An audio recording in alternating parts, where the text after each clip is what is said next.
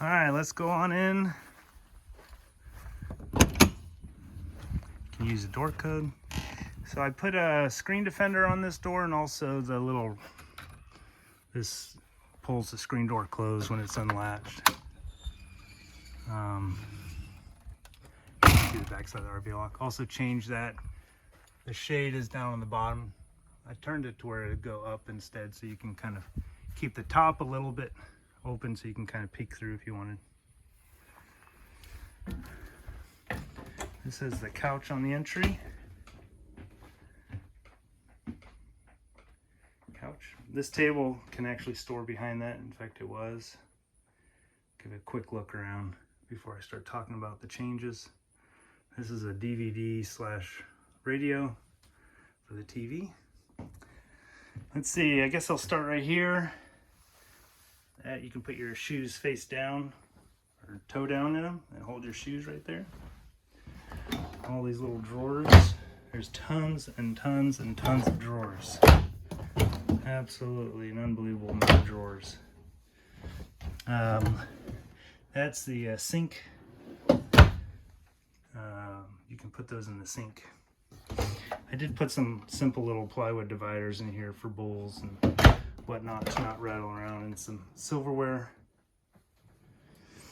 dividers in here. I also installed a little knife. You can put your knife magnet and put in a backsplash, neither of which were in from the factory. I put some Velcro back here to stick some remotes.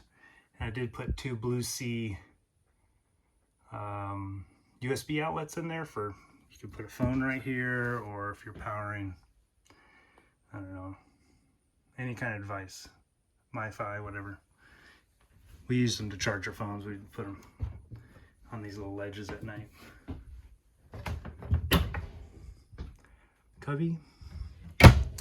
Oh, I did put an extra plug in here. It's an RV plug, and I lowered the shelf. We'd actually leave a coffee grinder in there, leave it plugged in, so you didn't have cords draping, you know, all over the place. Microwave, barely used.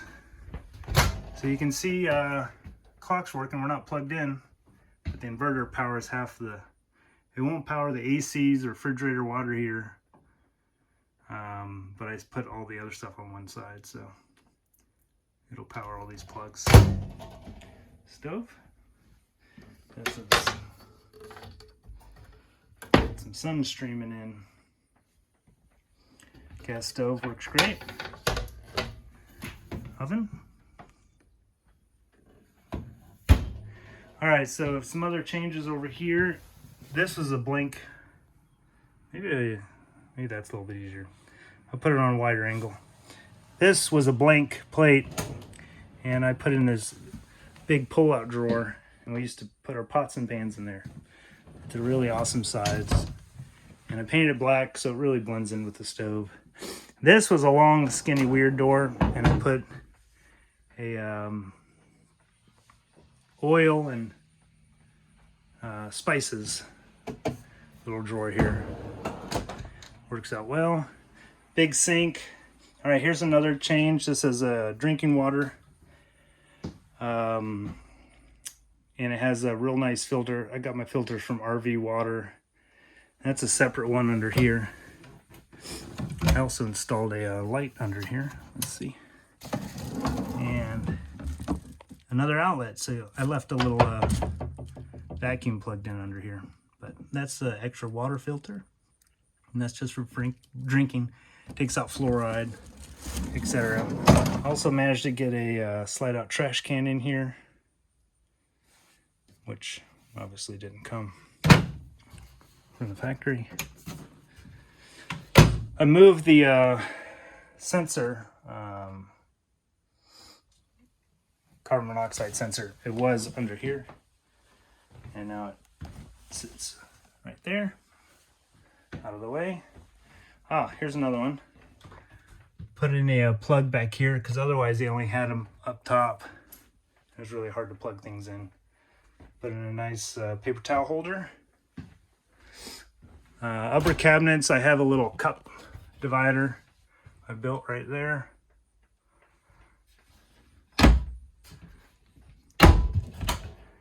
I mean, just an unbelievable amount of storage in this guy. So that's the kitchen wall. Going into the bathroom, it does have a pocket door. Shower. I put in a Simple Human soap dispenser, which is awesome. I also put in, you can actually see worms on these two little, they pull out and then retract. You would hang like wet towels or bathing suits so they drip in your shower. It's overhead, over your head height, so no problems at all. Super deep storage right here. Also, I bet you won't see these in many, heated bidet toilet seat, which I put a plug-in for down there. So, works awesome. I have a little switch on it down there to turn it off if you're running on battery too much. But this is also a little awesome storage. I put the toilet paper holder inside, and also this is the remote for the toilet seat. Now actually great. Underneath this panel is let's see if I can pull it off. I put a bypass in because it took forever to get the hot water. Anyway, whoever buys it, I'll show all that info to, so they can use it. Here is the triple cabinet. Awesome storage. Put in a few extra towel bars. All right, one of the other things I did is I put dimmers in well, not everywhere, but a lot of places.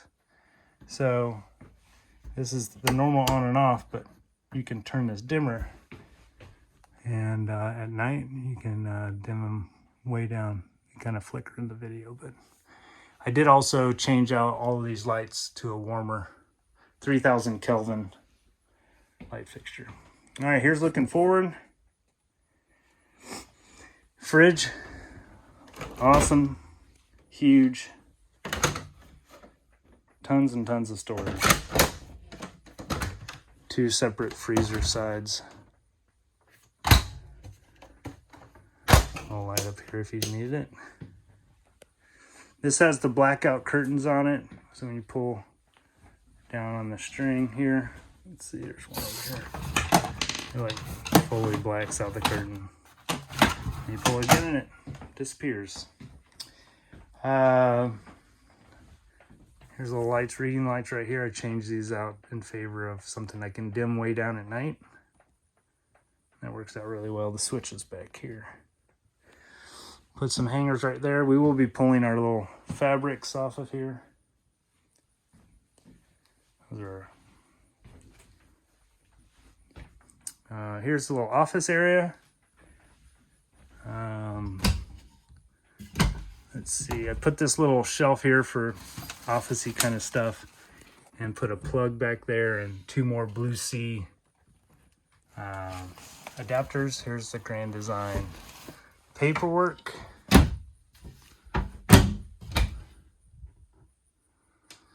Lots and lots of storage.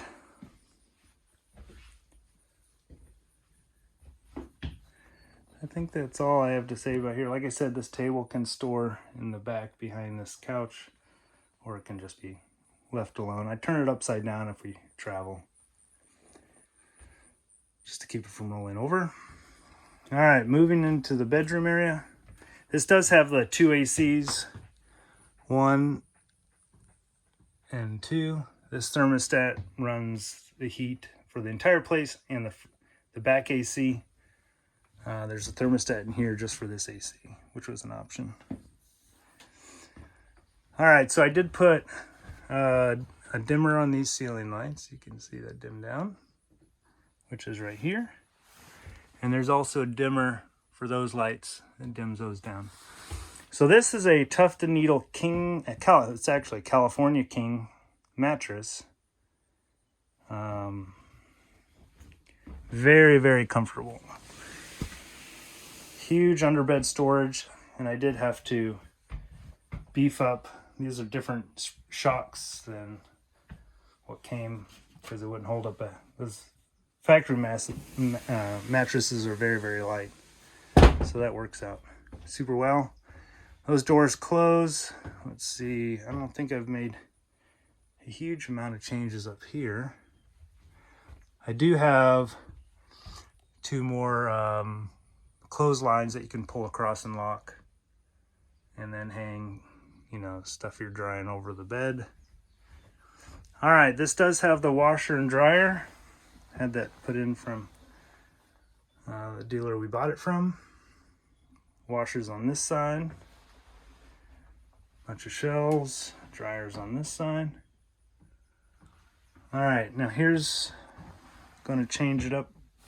Or this is, you won't find this in another 300 RBTS. I opened up a hatch, and there's other Grand Design models that have this, but I basically opened the floor up, and this is where all the kind of techie stuff went. First on the water side, I got a little flashlight, maybe that'll help out. You can see house filters. There's sediment and carbon filter right there. You can see I put in a pressure tank, and I don't know if you can see it, but there's also a pressure regulator, a real pressure regulator back there. But that'll filter city water and the stuff coming out of the water tank, which is what we like. And I also put in bypasses for it, so if you winterize, just block all that off. And take out those filters. There are two 170 amp Renogy batteries, total of 340 amp hours. Here's all the fusing. I've built quite a few little campers for myself, and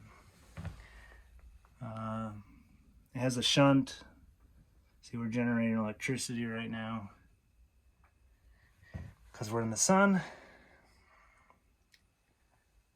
There's a big disconnect. Anyway, that is stuff you won't find in one of these 300 RBTSs, unless it's been done like mine has. And then this is the main panel. And like I said, right now only in a 50 amp, there's two different hot legs. And so it's only powering one side of it, the Victron. Which is good, because you can XLA and run your air conditioner. Anyway, that is it. If you have any questions, let me know. Sorry this video went so long. A lot to see.